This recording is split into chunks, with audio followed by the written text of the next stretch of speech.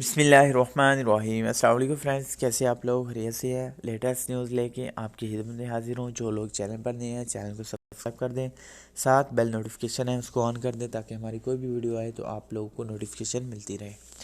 Kuwait کی latest news آپ کی خدمت میں حاضر ہے۔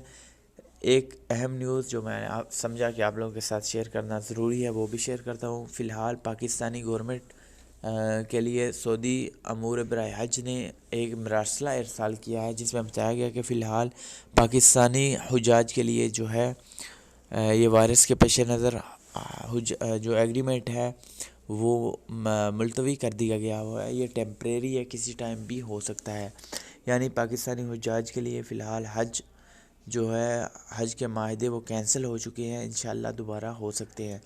آپ لوگ سے ریکویسٹ ہے کہ دعا کیجیے گا، انشاءاللہ حج اس سال ہوگا۔ حج کے متعلق بہت زیادہ کنفیوژن ہے۔ سعودی گورنمنٹ نے کہا کہ ہم ہر صورت کوشش کریں گے، انشاءاللہ اگر ہو سکا تو لازم اس سال حج ہوگا۔ اس کے بعد دوسری نیوز آپ کے لوگوں کے ساتھ شیئر کرتا ہوں۔ کویت نیوز فل کرفیو بھی لگا سکتے ہیں اگر کویت وزراء کی کونسل میں آج کے چند اہم فیصلے ہوئے۔ نمبر 1، پریس کانفرنس میں ذاتی شرکت کو روک کر تکنیکی ذرائع آن لائن میں تبدیل کیا جائے۔ سیکنڈ، ثقافتی دفاتر میں رجسٹر بیرون ملک تعلیم حاصل کرنے والے تمام طلباء کو 1 ماہ کی تنخواہ دینا۔ نمبر 3، ٹیکسی کی آمد و رفت بند۔ نمبر 4، کویت کیٹرنگ کمپنی کی اجناس کی کسی بھی قلت کو پورا کرنے کے لیے چارج دینا۔ حکومت کے ترجمان طارق المظرم نے مکمل پابندی کے بارے میں جواب دیتے ہوئے کہا کہ تمام آپشنز موجود ہیں، لیکن گھروں سے باہر جانے اور گھروں میں نہ ٹھہرنے کے بارے میں ابھی تک اس مسئلے کا مطالعہ نہیں کیا گیا کہ اگر وزارت صحت اس کا حکم دیتی ہے تو ہم اسے منظور کر لیں گے۔ یعنی اگر آپ لوگ کرفیو کی پابندی نہیں کرتے پھر بھی باہر آتے ہیں، کیونکہ کرفیو پورے ٹائم میں نہیں ہے 24 گھنٹے کے لیے، تو گورنمنٹ یہ بھی بول سکتی ہے کہ 24 گھنٹے کا کرفیو لگ سکتا ہے، تو پلیز کرفیو میں باہر مت نکلے گی، احتیاط کیجیے گا۔ نیکسٹ نیوز ہے ہمارے ساتھ، آپ کے ساتھ شیئر کرتا ہوں۔ کویت غیر قانونی تارکین وطن کو سافر کر دینا چاہیے۔ پارلیمانی وزیر صفا الحاشم نے امیگریشن ڈائریکٹر کا بیان مسترد کر دیا۔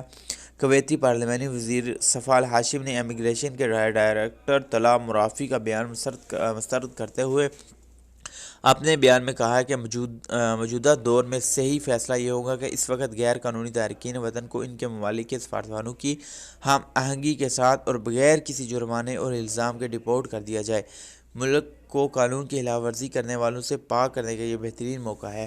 یعنی جو غیر قانونی تارکین وطن ہے، چاہے ان کا اقامہ ایکسپائر ہے، چاہے کسی اور پرابلم کی وجہ سے ادھر رکے ہوئے ہیں، تو وہ اپنی جو ہے انشاءاللہ جب فلائٹ آپریشن اوپن ہوگا تو اپنی سفارتخانوں سے رجوع کر کے بغیر کسی جرمانہ پے کرتے ہوئے واپس جا سکتے ہیں۔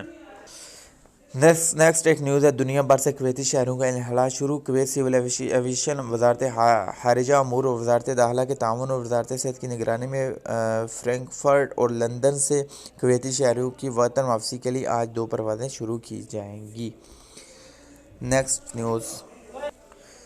نیکسٹ آپ کے ساتھ نیوز شیئر کرتا ہوں۔ گزشتہ 2 روز میں بے سبب افواہوں کے پیش نظر وزارت برائے امور خارجہ نے تمام افواہوں کی تردید کرتے ہوئے واضح کیا کہ عوام حکومت اور وزارت پر بھروسہ رکھے۔ حکام تمام ممکنہ حالات اور معاملات پر اجلاس طلب کر رہے ہیں۔